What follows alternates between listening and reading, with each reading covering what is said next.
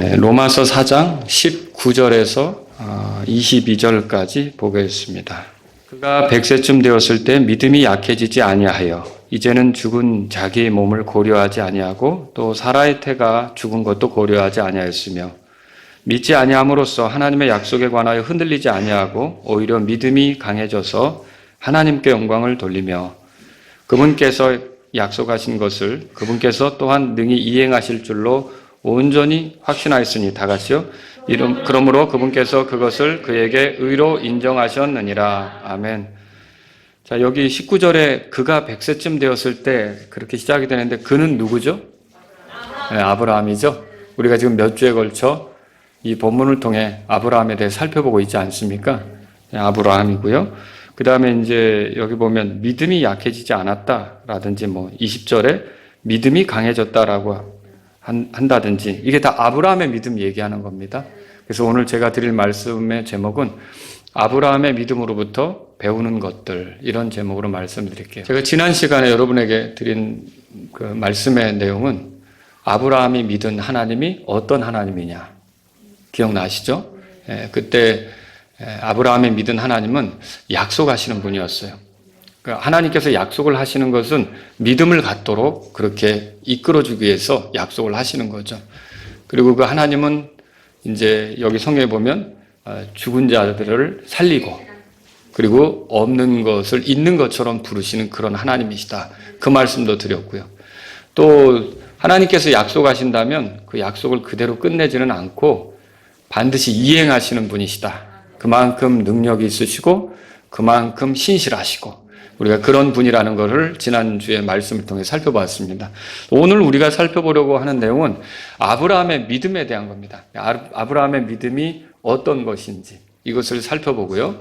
그리고 이것을 통해서 얻을 수 있는 것들, 그러니까 배울 수 있는 것들, 교훈이 될 수도 있고요. 이런 것들을 우리가 살펴보는 걸로 오늘 설교를 이제 내용으로 삼아 말씀드리도록 하겠습니다. 자, 먼저 아브라함의 믿음이 어떤 믿음인가에 대해서는 한 3가지로 말씀을 드릴게요. 첫 번째는 아브라함의 믿음은 상황을 고려하지 않는 믿음이었어요. 자, 19절에 보세요. 우리 한번 같이 읽어보겠습니다. 그가 100세쯤 되었을 때에도 믿음이 약해지지 아니하여 이제는 죽은 자기 몸을 고려하지 아니하고 또 사라의 태가 죽은 것도 고려하지 아니하였으며, 자, 여기 죽은 자기 몸 그리고 사라의 태가 죽은 것, 이거를 제가 지난 시간에 이미 말씀을 드렸어요.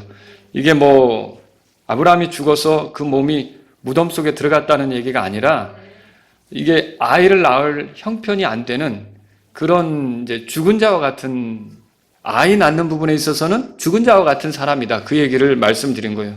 특히 사라의 태가 죽은 것도 고려하지 않았다 그랬는데 이제 사라가 아이를 낳을 그 능력이 다 사라져 버린 거죠. 그러니까 나이도 많이 들었거니와 또 창세기 18장 읽어보면 여인들의 그 관례에 따른 것도 멈췄다고 돼 있어요. 그러면 이제 더 이상 아이를 낳을 수 있는 형편은 아닌 거죠. 그런데도 하나님의 약속은 뭐냐?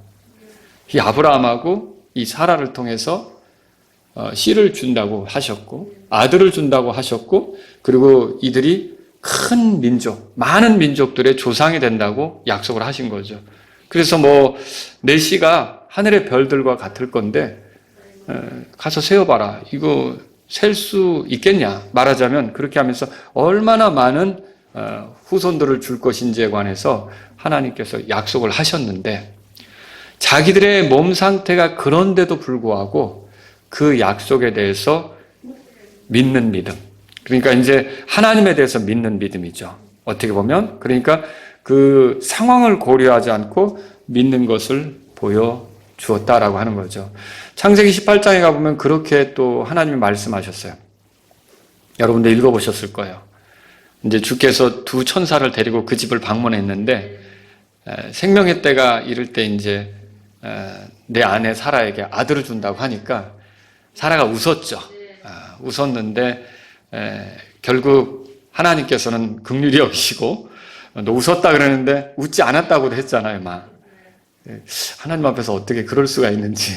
그런데 하나님이 약속이 있으니까 거기서 그를 치지 않으신 거예요, 말하자면. 하나님께서 하실 일이 있는 거잖아요. 사라를 통해서 아이를 얻기로 한 건데, 그죠? 자, 그렇게 하시면서 주님이 말씀하신 게 뭐냐면, 주에게 너무 어려운 일이 있느냐? 라고 물었어요. 자, 이건 뭡니까? 어려운 일이 있다는 게 아니라 반어적으로 물은 거죠. 주님께는 어려운 일이 있다는 말이에요? 없다는 말이에요? 없다는 말이죠. 주님이 하신다면 하는 거고, 주님이 약속하셨다면 그대로 성취되는 거고, 이거를 하나님께서 말씀하신 거예요. 그래서 아브라함은 상황이 어떻든지 간에 나에게 약속하신 하나님은 전능하신 분이시다. 그러니까 상황을 고려하지 않고 하나님에 대해서 믿은 걸 알 수 있죠. 여러분이 출애굽기 6장 3절을 읽어보면 하나님께서 모세에게 자신을 계시하면서 아브라함과 이삭과 야곱에게는 전능자 하나님으로 자신을 나타내신 것에 대해서 말씀하시거든요. 아브라함은 이렇게 그 하나님에 대해서 상황을 고려하지 않고 그분은 하실 수 있다. 그분은 전능자시다. 그분은 권능이 있으시다. 그분은 너무 어려운 일이 없으시다. 이거를 믿었다는 것이죠. 여러분, 그 유다가 멸망하기 직전에 주께서 그 예레미야에게 아나돗에 밭을 사라고 한 게 성경에 나와요. 근데 나라가 멸망하는데 땅을 사라는 거예요. 아니, 곧 바벨론이 점령해서 다 포로로 끌려가고 이러는데 땅을 사라니 그 무슨 의미가 있겠어요? 그런데 예레미야 32장 거기 15절에 보면 하나님께서 이렇게 예레미야에게 말씀하셔요. 들어보세요. 이 땅에서 사람들이 집과 밭과 포도원들을 다시 소유하게 되리라. 그럼 비록 포로로 끌려가고 이 땅을 바벨론이 통치하는 것 같지만 언젠가는 다시 돌아와서 너희들이 이 땅을 소유하게 된다는 거 아닙니까? 그런데 이렇게 했을 때 예레미야가 그 땅을 샀고요. 그 밭을 샀단 말이에요. 그리고 하나님께 이렇게 기도하죠. 17절에 예레미야 32장 17절에 주 하나님이여 보시옵소서. 주께서 주의 크신 권능과 뻗은 팔로 하늘과 땅을 만드셨사오니 주께는 너무 어려운 일이 없나이다. 그러니까 무슨 말이에요? 그럼 하나님이 그걸 계획하셨습니까? 우리가 지금 포로로 끌려가지만 하나님이 우리를 다시 돌아오게 하셔서 이 땅에 살게 하신단 말입니까? 그러면 지금 상황으로는 도대체 그게 어떻게 이루어질 것인가 막막하지만 하나님께는 어려운 일이 없습니다. 여러분, 저와 여러분들이 이 땅에 부활해서 다시 내려온다는 거, 이게 참 생각해보면 이게 어떻게 일어날 수 있을까? 근데 하나님께는 너무 어려운 일이 없습니다. 그러니까 저와 여러분들은 아브라함을 통해서 어떤 걸 배워야 되냐면 아브라함은 믿었는데 어떤 믿음을 가졌느냐? 상황에 고려하지 않고 하나님의 약속을 믿었다는 거죠. 그걸 우리가 봐야 된다는 겁니다. 두 번째로 말씀드리고 싶은 건 이거예요. 아브라함의 믿음은 강해지는 믿음이었다는 거죠. 이 점이 참 매력적이에요. 사람이 나이가 들어갈수록 믿음이 강해졌지 믿음이 뒷걸음질 치지 않았다는 거예요. 믿음이 약해지지 않았다는 거예요. 자, 21절을 읽어보겠습니다. 20절입니다. 20절 다 같이 읽겠습니다. 믿지 아니함으로 하나님의 약속에 관하여 흔들리지 아니하고 오히려 믿음이 강해져서 하나님께 영광을 돌리며, 믿음이 강해져서 하나님께 영광을 돌렸다고 돼 있어요. 상황이 어려워도 하나님은 약속을 이행하실 거야 믿었고요. 그분은 약속하셨지만 내 나이가 이런데 내 아내는 뭐 아이를 낳을 형편이 아닌데 그저 나 좀 위로가 되라고 말했을 뿐이지 과연 그게 일어나겠어? 그냥 이렇게 살다가 가는 거지. 이게 아니었다는 거예요. 그러니까 시간이 흘러가면서 이 사람이 나이를 더 먹으니까 젊은 사람하고는 다를 거 아닙니까? 그리고 또 살아도 도대체 애를 낳을 것 같지가 않아요. 나이가 89세가 됐어요. 근데 하나님은 아들을 준다는 거거든요. 근데 89세 할머니, 그 할머니를 놓고 아들을 준다고 했을 때 아브라함은 그냥 듣기 좋은 소리죠 하나님, 이게 아니었다는 거예요. 믿음이 강해졌다고 써 있어요. 이게 굉장히 대단한 거예요. 근데 여러분과 제가 알아야 될 게 믿음이 강해지면 그게 하나님께 영광을 돌리는 거예요. 20절에 보세요. 20절 끝에 믿음이 강해져서 뭐라고 그랬어요? 하나님께 영광을 돌리며 그랬어요. 하나님의 약속에 대해서 무관심하고 무지하고 기대하지 않는 것, 이건 다 하나님께 대한 모독입니다. 그러니까 다시 말하면 믿음이 강해지면 하나님께 영광이 되고요. 믿지 않으면 하나님을 모독하는 거예요.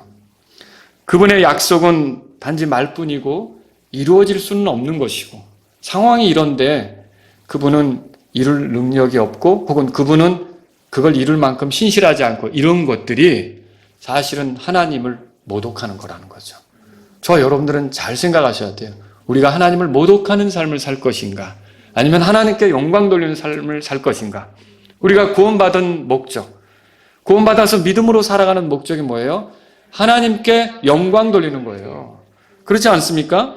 저와 여러분들이 인생으로서 이렇게 살아가게 되는 본래 목적은 뭐냐면, 계시록 4장 11절에 보면 하나님을 기쁘게 하려고 존재한다고 되어 있어요. 그렇지 않습니까? 근데 구원받기 전에는 하나님을 믿지 않았잖아요. 하나님이 계신 것도 인정하지 않았잖아요. 하나님을 무시했잖아요. 하나님을 외면한 거예요. 그러니까 우리가 내 자신의 삶의 주인인 것처럼 스스로 생각하면서 내 멋대로 갔던 거죠. 근데 그게 아니라 믿음을 갖게 되고 나서는 어떻게 바뀝니까? 하나님이 계시다는 것을 우리가 믿게 된 거죠. 그리고 하나님이 없으면 내 삶이 안 된다는 걸 인정하는 거고, 하나님이 내 삶에 존중이 안 되면, 하나님 내가 무시하고 살면 그게 죄라는 것을 내가 알게 된 거고, 그러니까 하나님하고 같이 살아가는 것을 크게 기뻐하게 된 거라는 거죠. 그래서 여러분, 그래서 우리가 하나님을 기쁘게 하는 삶을 살기로 하게 된 건데, 그거 아시죠? 히브리서 11장 6절에는요.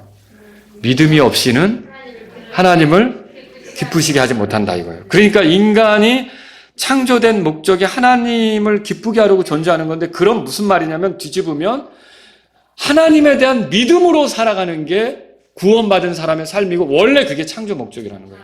그러니까 사람이 만들어서 하나님을 신뢰하고 의존하고 그분에 대해 알아가고 그분께 맡기고 이렇게 사는 것이 우리의 창조 목적이라는 거죠. 근데 이제 그거를 구원받기 전에는 다 외면하고 우리 멋대로 살아가는 거였고, 이제 우리가 구원받았으면 어떻게 사는 거예요? 이런 창조 목적에 따라 하나님을 기쁘게 하려고 살아가는 거죠. 하나님을 기쁘게 하는 게 뭐라고요? 믿음이 없이는 안 된다 그랬잖아요. 저와 여러분들이 이렇게 믿음을 가지고 살아가는 거예요. 그래서 결국은 어떻습니까?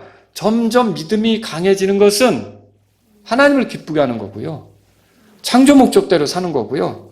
하나님께 영광 돌리면서 사는 거라는 거죠. 그래서 성경에 보면 먹든지 마시든지 무엇을 하든지 하나님의 영광을 위해 하라는 말도 있고요. 너희 몸과 영으로 하나님께 영광을 돌리라는 말도 있고요. 그리고 또 이제 뭐가 있습니까? 너희는 보는 것으로 걷지 않고 믿음으로 걷는 자들이라는 말도 있고요. 그래서 우리가 믿음으로 살면서 하나님께 영광을 돌리도록 그렇게 말하는 게 말씀이 많다는 거죠. 심지어는 믿음으로 하지 않는 게 죄다라는 말까지도 있어요. 그래서 우리의 삶은 하나님에 대한 믿음으로 사는 것이 맞는 거고요. 그 믿음을 나이가 들수록, 그리고 늙어갈수록, 힘이 빠질수록, 그 다음 예전 같지 않을수록 더 하나님의 말씀에 대한 믿음, 하나님이 나에게 약속한 게 있잖아요. 여러분 무슨 약속을 붙잡고 사세요? 도대체 내가 하루하루 살아가는데 너무 힘들거든요. 몸은 아프고 늙어가고 뼈는 아주 쇠하여져 가는 것 같고, 그리고 이전 같지 않고, 근데 무슨 약속을 가지고 사는 거예요? 여러분, 우리가 하나님께 받은 약속이 뭐예요? 결국 하나님과 영혼을 보내는 거 아닙니까? 우리가 죽으면 하늘나라에 가는 거 아닙니까? 우리가 언젠가는 부활하는 거 아닙니까? 우리가 언젠가는 주님처럼 되는 거 아닙니까? 우리가 그래서 거룩하게 완전하게 되는 거, 그리고 흠없고 병들지 않고 썩지 않고 죽지 않는 몸을 부여받게 되는 그때가 있는 거 아닙니까? 이런 약속에 대해서 희미해지지 않는 거예요. 그리고 그 약속을 확 부여잡고 오히려 더 든든하게 주께서 나를 부르시는 날이 오면 나는 이 약속에 더 가까워지는 겁니다. 그러면서 나아가는 것이 강해지는 믿음이죠. 근데 이제 그게 보이지 않고 상황에만 짓눌리고 낙심하고 절망하고 불평하고 원망하면 믿음이 강해지는 게 아니에요. 아브라함하고 다르게 가는 거죠. 믿음을 보여드리지 못하면 하나님을 못 오가는 거예요. 그러나 믿음을 보여드리면 하나님께서 영광을 받으신다는 걸 믿으시기 바랍니다. 세 번째로요, 아브라함의 믿음은 어떤 믿음이냐면요, 하나님께서 약속하신 것을 능히 이행하실 줄로 믿었어요. 자, 21절 우리 다 같이 읽겠습니다. 읽습니다. 그분께서 약속하신 것을 그분께서 또한 능히 이행하실 줄로 온전히 확신하였으니. 자, 저 사람이 사기꾼이에요? 사기꾼이 나한테 약속했어요. 내가 그 사람이 사기꾼인 걸 알아요. 그럼 여러분 믿음이 가겠습니까? 안 가죠. 사기꾼이 말하는 것을 저 사람이 과거 이력을 보니까 여러 번 남 등쳐먹고 살았다. 그런데 나한테 와서 달콤한 소리를 하더라. 내가 믿음이 가겠냐고요. 안 가죠. 이 믿음이라는 거는 결국은 그 사람이 어떠냐에 따라 내가 갖게 되든지 못 갖게 되든지 하는 거죠. 근데 하나님은 어떤 분이십니까? 하나님은 아브라함에게 있어서 은혜로운 분이에요. 어째 그렇습니까? 아브라함이 이렇게 딱 부름받게 된 거는 아브라함이 대단해서가 아니었습니다. 일례로 아브라함은 강 건너에 살 때 그 아버지 데라가 우상숭배자였어요. 그러면 우상숭배자 밑에서 자랐으면 당연히 우상숭배의 영향을 받지 않았겠습니까? 거짓된 것에 기웃거리고 절하고 같이 그 속에서 있었을 수도 있는 거죠. 그런데 그 사람을 하나님께서 불러내신 거예요. 그가 대단해서가 아니라 하나님께서 은혜로 부르신 거죠. 여러분, 이게 아브라함을 은혜로 부르신 거죠. 얼마나 놀라운 일입니까? 아브라함은 은혜로우신 하나님을 믿을 수 있는 거죠. 또 하나님은 아브라함에게 어떤 분이십니까? 권능이 탁월하신 분이죠. 아까도 말씀드렸지만 주에게 너무 어려운 일이 있겠느냐라고 물으시잖아요. 그리고 아들을 주겠다고 그 노인들에게 약속하시잖아요. 그게 권능이 없으면 어떻게 그거를 약속할 수 있어요? 자, 이게 능력이 없는데 자꾸 준다고 약속하는 건 그거는 공수표잖아요. 그렇지 않습니까? 그거는 능력도 없는데 준다 그러면은 우리가 기대하지 못하죠. 그런데 정말 능력이 있는 사람이 나에게 도와주겠다 그러면 기대할 수 있지 않습니까? 하나님은 어떤 분이세요? 전능자시잖아요. 능력 있으시잖아요. 얼마든지 도울 수 있는 분이라는 거죠. 그래서 아브라함이 알게 된 하나님은 능력의 하나님이시라는 거죠. 또 아브라함에게 있어서 하나님은요, 일관성 있으신 분이에요. 변함이 없이 그 약속에 대해서 신실하게 가져가는 분이시죠. 예를 들어 갈대아 우르에서 내가 너로부터 큰 민족을 만들겠다고 약속하셨어요. 창세기 12장 2절에 써 있죠. 또 롯과 헤어졌을 때, 조카 롯과 헤어졌을 때 창세기 13장 16절에 보니까 내가 내 씨를 땅의 티끌과 같게 하겠다고 약속하셨어요. 그리고 또 어느 날은 밤에 밖으로 데리고 나가시더니 이제 하늘을 쳐다보고 별들을 셀 수 있거든 세어보라. 내 씨가 그와 같으리라. 근데 하나님의 약속이요, 바뀌질 않는 거예요. 계속 일관되게 가는 거죠. 그리고요, 심지어는 어떻게 했냐면 그의 이름까지 바꿔주시는데 뭐라고 바꿔주십니까? 많은 민족들의 조상이라는 뜻으로. 원래는 아브람이었는데 아브라함이라고 이름도 바꿔주시죠. 그러니까 하나님은 일관되게 가셔요. 이렇게 하면서 그 약속이 반드시 이루어질 거라는 말씀을 계속 반복하시면서 들려주시는 거죠. 이 말씀을 들을 때 아브라함은 하나님이 계속 같은 식의 말씀을 하시잖아요. 거기에 대해서 신뢰할 수밖에 없는 거죠. 하나님께서 한 번도 내가 그렇게 말했지만 사실 그거 못 들은 걸로 해라, 이렇게 하시지 않았던 거예요. 하나님은 계속 확고하게 내가 너를 민족들의 조상이 되게 할 거다. 내가 너를 네가 이제 얻게 되는 씨가 하늘의 별들과 같이 많을 거다. 이렇게 계속 약속을 주시는 거예요. 여러분, 이게 반복적으로 그 일관된 말씀을 들을 때 아브라함은 그분에 대해서 한 번도 아니고요, 여러 번에 걸쳐 들을 때 신뢰할 수밖에 없었던 것이죠. 또 하나님은 미래를 아시는 분이에요. 아브라함에게서 100세가 다 되어가고 있는데 나타나셔가지고 주께서 오셨잖아요. 생명의 때 내 아내 사라에게 아들이 있을 거다. 그때를 어떻게 알아요? 1년 뒤를 어떻게 알아요? 근데 하나님께서는 모든 걸 아시지 않습니까? 전지하신 분이잖아요. 그러니까 그거를 들려주는 거죠. 그리고 아브라함의 씨가 얼마나 많아질 건지 아시니까 지금 많아졌어요? 어떻게 씨가 말랐나요? 엄청나게 많아졌죠. 아브라함을 자신의 조상으로 삼는 것은 유대인들만이 아닙니다. 당연히 유대인들 아브라함을 자기 조상으로 삼죠. 여러분, 이슬람 사람들도 아브라함을 자기들의 조상으로 삼고 있어요. 그게 특이하죠. 이슬람 사람들도 아브라함이 우리 조상이라고 그래요. 그 굉장히 중동 지역이 다 아브라함의 후손이라고 자부하는 사람들의 그 민족들이 살고 있다는 거죠. 거기다가 이방인들까지도 그 예수님을 믿게 된 사람들도 혈통적으로는 아니지만 믿음의 면에서 우리도 아브라함의 자손이라고 얘기해요. 여러분도 아브라함의 자손 아닙니까? 얼마나 많은 씨가 생겨났어요. 근데 이거를 아브라함은 그 당시에 몰랐지만 모든 것을 알고 계시는, 미리 아시는 하나님께서 아브라함에게 들려주신 거 아닙니까? 여러분, 이게 아브라함은 말하자면 이거예요.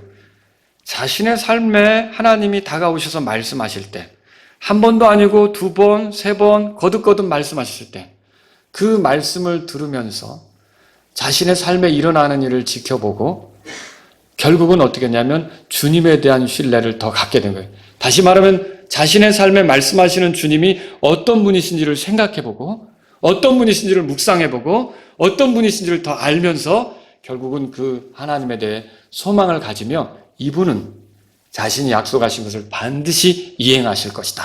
이런 그 믿음으로 나아갔던 거죠.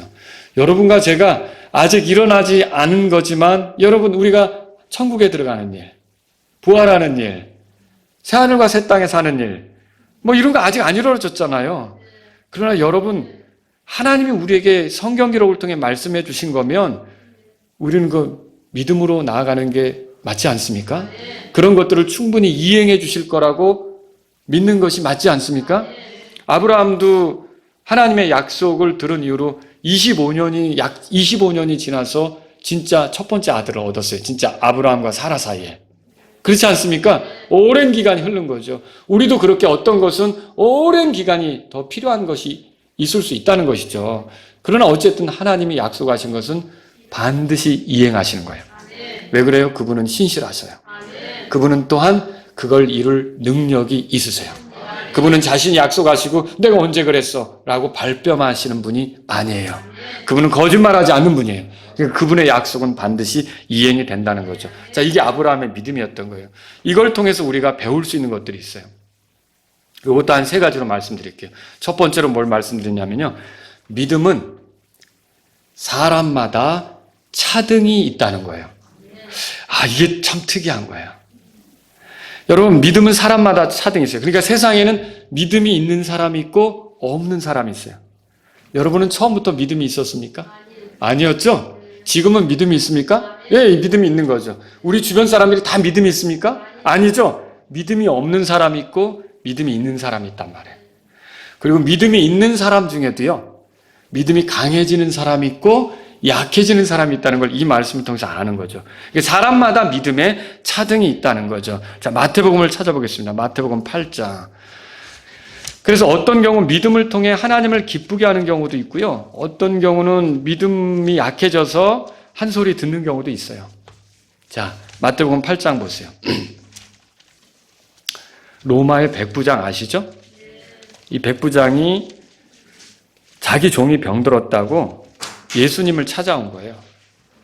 근데 예수님에게 자기 종을 좀 고쳐주시기를 요청하는 거죠. 8절에 보세요. 백부장이 응답하여 이르되 주여, 주께서 내 지붕 아래로 오심을 내가 감당할 자격이 없사온즉. 뭐라고 하죠? 오직 말씀만 하옵소서. 그러면 내 종이 낫겠나이다. 이렇게 말씀을 드렸어요. 내가 가서 고쳐줄게 그랬더니 저희 집에 들어오는 걸 제가 감당을 못하겠습니다. 말씀만 해주십시오. 그러면 주님의 말씀에 권위가 있고 권능이 있기 때문에 내 종이 나올 줄로 믿습니다. 누구에 대한 믿음이에요? 예수님에 대한 믿음이에요. 여러분이 이거 잘 생각하셔야 돼요. 이 백부장이 가졌던 믿음은 단지 그 사건에 대한 믿음이 아니라 그걸 넘어서 예수님에 대한 믿음이에요. 그러니까 우리 예수님이 내 종을 고친다는 그 사건을 넘어서서 예수님 자체에 대한 믿음이라고요. 그분이 그만큼 말씀의 권위가 있고 권능이 있다는 것에 대한 믿음이라는 거죠. 자, 이렇게 했을 때 10절에 보세요. 예수님이 뭐라고 하시는가 읽겠습니다. 예수님께서 그 말을 들으시고 놀라사 따르던 자들에게 이르시되 진실로 내가 너희에게 이르노니 이스라엘에서 이렇게 큰 믿음은 내가 결코 보지 못하였노라. 그러면 여태까지 예수님께서 어떤 믿음을 이스라엘 안에서 보긴 봤는데 지금까지 보신 중에는 누가 제일 큰 거예요? 백부장이 제일 큰 거죠. 그럼 이 나머지 사람들, 이스라엘에서 믿음이 있다고 목격한 사람들 있을 거 아닙니까? 근데 그 사람들의 믿음은 백부장보다 좀 차등이 있는, 못하는 그런 믿음이라는 걸 지금 말씀하시는 거 아닙니까? 여러분, 믿음은 이렇게 개인마다 차등이 있다는 걸 알아야 돼요. 아, 그렇구나. 마태복음 15장으로 가보세요. 같은 마태복음이니까 예를 들어볼게요.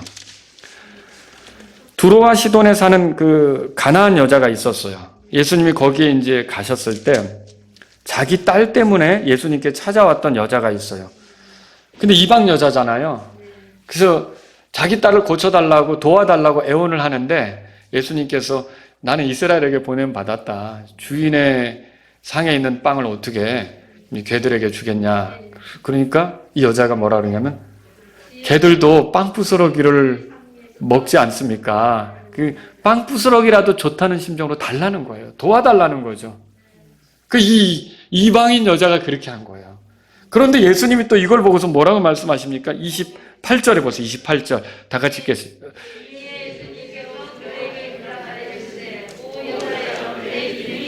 오 여자여 내 믿음이 크도다 그랬어요. 그러니까 이 여자의 믿음이 크다는 거죠. 그럼 적은 믿음도 있을까요? 네, 당연히 적은 믿음이 있죠. 이 믿음의 차등이 있다는 거예요. 그래서 예를 들면 마태복음 6장에 가보세요. 6장. 여러분은 하나님의 자녀들 맞죠? 그런데 보세요. 먹고 사는데 염려에 빠져서 먹고 사는 염려에 빠져서 하나님의 왕국에 대해서 생각하지 않는 거예요. 그러니까 하나님의 왕국이 확장되는 것과 하나님의 왕국 안에서 사는 것을 고려하지 않는 거죠. 자, 그런 사람들에게 뭐라 그러냐? 31절에 보세요. 31절 우리 그 마태복음 6장입니다. 6장. 자, 다 같이 읽겠습니다. 그러므로 무엇을 먹을까? 무엇을 마실까? 혹은 우리가 무엇을 입을까 하지 말라 그랬어요. 32절. 이 모든 것은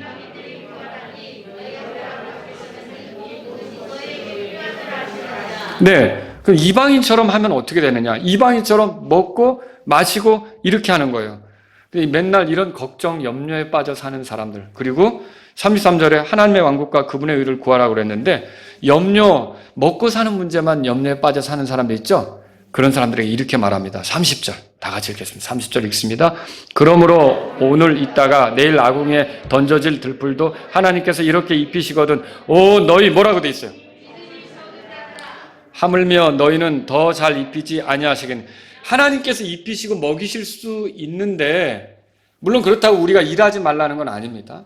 우리가 수고해야 되는데 너무 그 먹고 사는 문제에만 빠져서 하나님의 왕국에 대해서 등한히 하게 되면 믿음이 적은 자라는 소리를 듣는다는 거죠. 또 여러분 성경을 찾아보세요. 마태복음 8장입니다. 8장. 아까 그 백부장 나왔죠? 네, 백부장 나왔는데요. 그 8장에 보시면 23절에서 27절 사이인데요. 자, 예수님의 제자들이 예수님과 배를 타고 가다가 풍랑을 만난 거예요. 자, 예수님하고 함께 가면 안전한 겁니까? 네. 당연하죠. 상황이 어려워도 안전한 거죠. 주님께서 아무리면 십자가도 안 가는데 거기서 빠져 죽으실까 봐. 우리를 구원하시기 위해서 오셨는데. 그죠? 그런데 난리가 났습니다. 25절에 그분의 제자들이 그분께 나와 그분을 깨우며 이르되 주여 우리를 구원하소서 우리가 죽나이다 막 난리를 친 거죠. 그때 예수님이 말씀하십니다. 26절 다 같이요. 그분께서 그들에게 이르시되 오 믿음이 적은 자들아 너희는 어찌하여 두려워하느냐 하시고 곧 일어나서 바람과 바다를 꾸짖으시니 매우 고요하게 되거늘 믿음이 적은 자들아 그렇게 말해요. 그러니까 주님이 함께 하시는데 왜 그 난리냐는 거죠.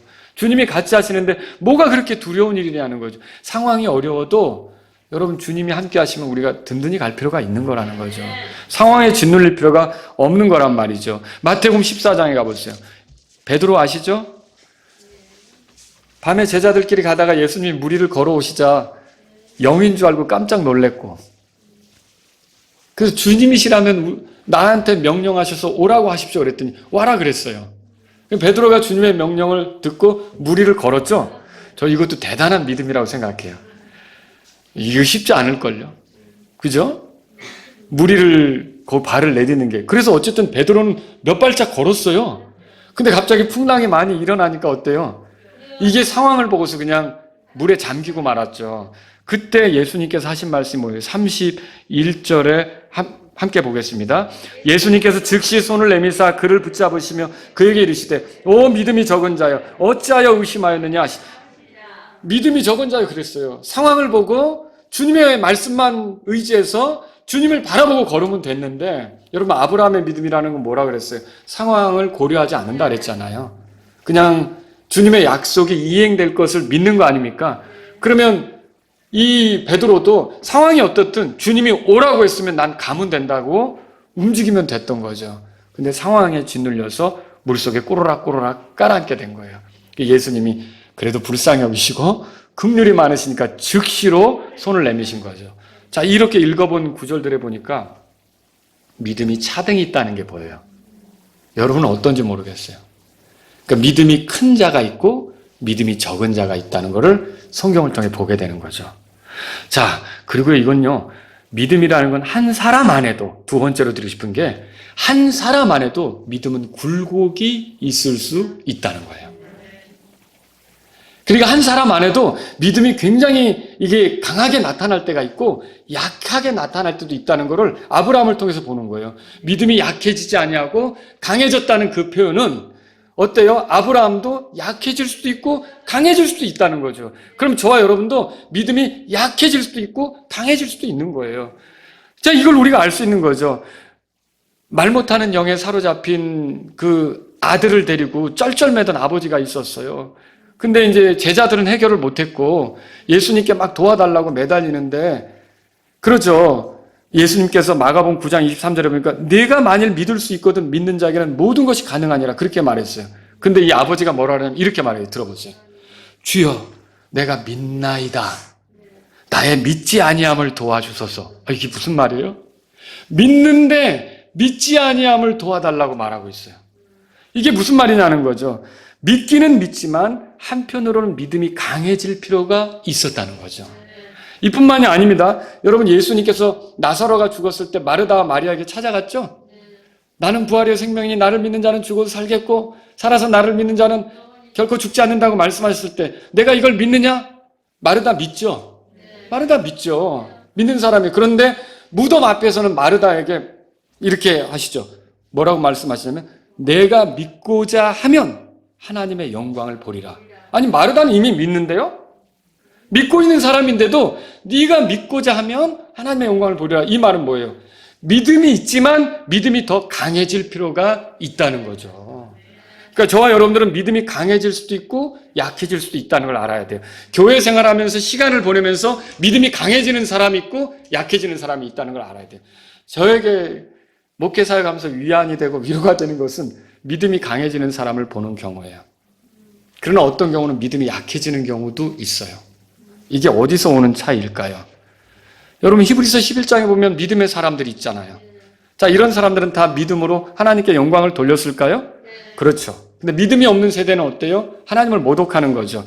저와 여러분도 마찬가지예요. 믿음으로 반응하면 하나님께 영광이 되고 믿음이 강해져 가는 거고요.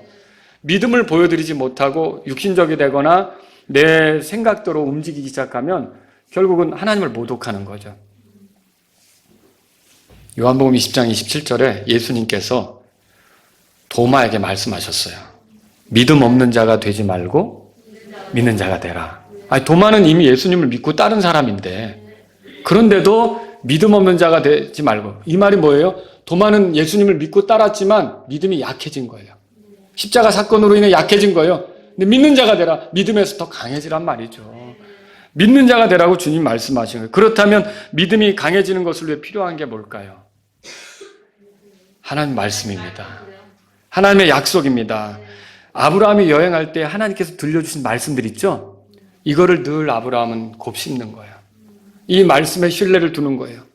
그분이 어떠함을 알기 때문에 그 말씀대로 될 거라는 그런 기대를 가지고 살아가는 거죠. 그분은 충분히 그걸 이행하실 분이라고 믿으며 살아가는 거죠. 오늘날 우리가 믿음이 강해지려면 어떻게 할까요? 내 삶의 환경에서 아무리 어려워도 부지런히 말씀을 읽는 거예요. 말씀을 듣는 자리로 부지런히 나가는 거예요. 그리고 들었던 말씀 있잖아요. 읽었던 말씀을 내 삶에 문제가 생길 때마다 그 말씀을 꺼내서 내가 이 말씀을 믿습니다. 이 말씀대로 될 줄로 내가 기대합니다. 이 말씀이 이루어질 것을 믿습니다라고 말씀을 신뢰하는 쪽으로 삶을 적용해 가는 거죠. 결국 그 사람이 믿음이 증대되는 것을, 믿음이 강해지는 것을 경험하게 될 거라는 거죠. 믿음에 대한 오해들이 있어요. 몇 가지 소개할게요. 믿음은 우리가 바라는 대로 된다는 기대라고 생각하는 거예요. 내가 바라는 대로 되는 거, 내가 하나님께 막 매달리면 내가 바라는 대로 된다고 생각하는 것을 믿음이라고 생각하는 거죠. 사실 자기가 이 원하는 대로 된다고 생각하는 거는 하나님의 약속과는 상관이 없는 거거든요. 여러분, 그 백부장이 종을 위해서 왔지만 결국 믿은 거는 뭐냐면 내가 바라는 대로 된다가 아니라 실질적으로 여러분이 성경을 똑바로 보셔야 돼요. 그게 아니라 예수님에 대한 믿음이었던 거예요. 그분은 권위가 있고 그분은 말씀에 권능이 있기 때문에 그분은 우리와 다르기 때문에 그분이 말씀하신 대로 될 거라는 그분에 대한 믿음이었다는 거죠. 가나안 여자도 마찬가지예요. 내 딸이 이게 내가 바라는 대로 될 거야, 이게 아니었어요. 물론 그런 원함이 있었겠죠. 그런데 그걸 해결해 줄 분은 누구예요? 예수님이시니까 예수님이라면 할 수 있다. 예수님에 대해서 내가 들어본 결과 그분은 그럴 만한 능력이 있으시다. 예수님에 대한 믿음으로 온 거죠. 그러니까 믿음이 단지 내가 바라는 대로 될 거라는 기대를 가지면 그건 성경이 말하는 믿음 아닙니다. 착각이죠. 여러분이 믿음을 생각할 때는요, 예수님이 어떠하신 분인지에 기초를 두고 예수님에 대한 신뢰를 가져가야 되는 거죠. 믿음은 무언가 해낼 수 있는 힘도 아닙니다. 어떤 집회들에서 믿음을 가지세요. 믿음이 역사하는 힘이 있습니다. 믿음을 강조하는데 여러분, 믿음은 결코 어떤 일을 낼 수 있는 힘이 아닙니다. 뭔가를 이룰 수 있는 힘은 하나님께 있는 거고요. 믿음은 다만 그 힘이 나에게 들어오도록 하는 그런 통로일 뿐이라는 거죠. 그러니까 믿음을 대단하게 생각하고 믿음을 강조하는 건 항상 문제가 되는 거예요. 여러분, 지금 우리가 아브라함의 믿음에 대해서 공부하지만 잘못된 믿음은 어떻게 하냐면, 여러분, 은사 집회가 왜 문제냐면요, 믿음을 강조하고 믿음이 힘 있다고 하고 믿음을 발휘한 어떤 사람에 대해서 대단히 높이고 믿음의 뭔가를 보여줬다고 하는 사람을 띄우고 누가 빠지냐면 하나님이 소외되는 거예요. 병 고치는 현장에서 나타나는 일들이, 그게 문제라는 거죠. 마태복음 21장 22절에 보면 이런 말이 있죠. 너희가 믿고 기도할 때에 무엇을 구하든지 모든 것을 받으리라. 이 말씀 때문에 많이들 그렇게 생각하는 거예요. 그런데 우리가 믿는다면, 그래서 이거 우리가 원하는 대로 된다고 생각하는 건데 실상은 그렇지 않다는 거죠. 아브라함의 경우를 보더라도 그렇고요. 믿음은 무슨 대단한 힘도 아니고요. 또 이 믿음 자체가 뭔가를 일내는 것도 아니라는 거죠. 믿음은 하나님의 뜻, 하나님의 약속의 기초에서 우리가 매달리게 되는 게 믿음이고, 그러면 하나님이 하시는 뭔가는 볼 수가 있겠죠. 그러니까 하나님의 약속이 빠져버리면 안 되는 거예요. 그 약속의 기초에서 내가 매달리는 거죠. 여러분, 사람이 아픈데 이렇게 가르치는 데가 있어요. 이거 조심하세요. 잘 들으세요. 사람은 아파 죽어가는데 이 사람에 대해서 뭐라 그러냐면 이제 기도하라 그래요. 기도하면 낫는다는 거죠. 믿음을 가지라는 거죠. 그리고서 어떻게 하냐면 약도 먹지 말고 의사도 만나지 말고 병원 치료도 받지 말고 믿으라고 하는 거예요. 그리고 안 나으면 믿음 없는 거예요. 여러분, 이거 어떻게 생각하세요? 이건 정말 무서운 거예요. 이거는 옳지 않은 거죠. 하나님께서 때때로 사람에게 질병을 주실 수 있습니까? 당연히 주실 수 있죠. 왜 주시는 거예요? 우리가 약하다는 걸 일깨우기 위해서, 우리를 낮추기 위해서, 우리를 겸손케 하기 위해서, 또 우리 믿음을 단련하기 위해서, 그렇죠? 우리가 잘못됐으면 바로잡기 위해서 하나님은 얼마든지 우리에게 질병을 주실 수 있죠. 질병을 가져갈 수 있어요. 그러면 여러분, 질병을 가지고 가는 사람은 믿음 생활을 할 수 없습니까? 아니죠. 질병이 있든 없든 믿음은 별개로 가는 거예요. 질병에 믿음이 영향을 받는 게 아니라고요. 질병이 있으면 믿음이 없는 거고, 질병이 있으면 믿음이 없는 거고, 질병이 이제 없어지면 믿음이 있는 거고, 그거 아니라는 거죠. 믿는 사람도 아파요. 그리고 중요한 건요, 그 속에서도 믿음을 보일 수 있다는 거예요. 근데 그때 보이는 믿음은 내가 낫느냐 마느냐 거기에 어떤 그걸 거는 믿음이 아니라 여전히 하나님은 선하시고, 여전히 하나님은 신뢰할 만하고, 여전히 하나님은 나를 위로하고 있고, 여전히 하나님은 나에 대해서 좋은 계획들을 가지고 계시다고 하나님에 대해서 신뢰하는 게 바로 그 변함없는 믿음이라는 거죠. 아픈 사람도 그거 가질 수 있지 않습니까? 여러분과 제가 이 은사주의 운동에 대해서 그렇게 해서 잘못된 믿음에 빠지면 안 돼요.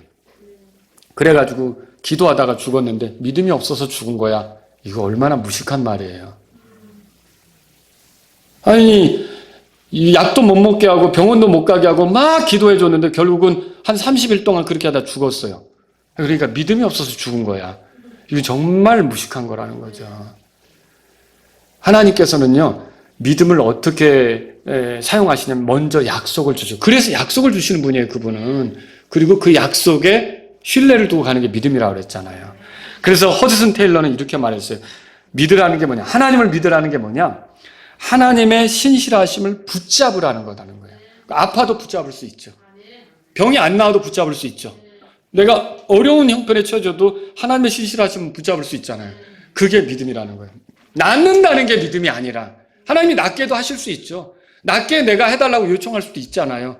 그런데 하나님이 그렇게 하시지 않더라도 하나님이 신실하시다는 걸 내가 붙잡을 수 있잖아요. 그게 믿음이라는 거죠. 그래서 믿음은 내가 원하는 대로 되는 게 아닙니다. 하나님의 약속대로 되는 겁니다. 믿음은 상황을 바라보지 않고 주님을 바라봅니다. 믿음은 상황에 흔들리지 않고 상황에서 하나님께 신뢰를 두는 거죠. 믿음은 믿음 자체에도 신뢰를 두지 않습니다. 이거 중요한 거예요. 그러니까 교회에서 여러분이 그 믿음은 엄청난 힘을 발휘합니다. 믿음이 어떻습니다. 믿음이 대단합니다. 자꾸 믿음 타령을 하게 되면 그 문제입니다. 진짜 믿음은 결국 하나님의 은혜를 찬양하게 돼요. 하나님의 은혜를 높이고 하나님께 더 집중하게 되는 게 진짜 믿음이에요. 잘못된 믿음에 여러분이 빠지면 안 되는 거예요. 믿음은 믿음 자체에 신뢰를 두지 않습니다. 믿음은 믿음이 무언가를 해낼 수 있는 것처럼 믿음에 기대를 두지 않는다는 거예요. 믿음은 믿은 사람들을 높이지도 않습니다. 믿음은 또 믿어서 어떤 일이 벌어질 때 그 일을 높이지도 않습니다. 병 고치는 현장에 보세요. 그 일이 일어나면 봤지! 막 이래요.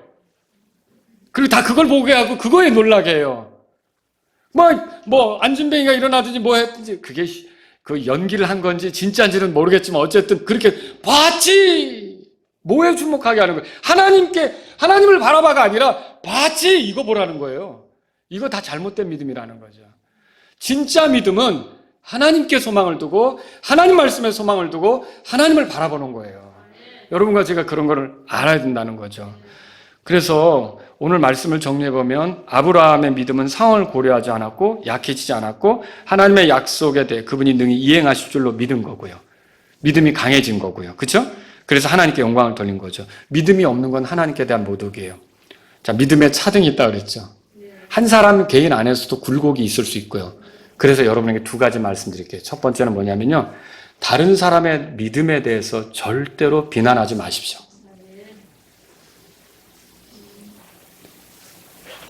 여러분, 우리가 믿음이 어떻다는 걸로 하나님께 인정을 받는 겁니까? 아니죠. 근데 왜 그 믿음이 어떠냐를 가지고 우리는 막 비난하고 이러냐는 거예요. 결국 그 사람이 세워지는 건 하나님의 은혜로 세워지는 거예요. 근데 뭔가 내 눈에 안 차면 왜 믿음이 그 모양이냐고 이렇게 하죠. 이건 문제라는 거예요. 다른 사람의 믿음에 대해서 판단하지 마세요. 차등을 두지 마세요. 예를 들어서 그 사람의 믿음이 없으면 어떻게 될까요? 그 사람이 믿음을 갖도록 복음을 전해야 돼요. 그 사람을 도와야죠. 불쌍히 여기는 마음으로. 그러니까 여러분이 복음을 전하면서 이제 믿지 않는 사람, 교회 다닌다면서 믿지 않는 사람을 만났을 때, 믿음도 없는 것들이 이런 식으로 하면 큰일 납니다. 그렇게 말하는 사람이 있으면 큰일 난다는 거죠. 믿음이 없으면 불쌍히 여겨야죠. 우리는 처음부터 믿었어요? 아니잖아요.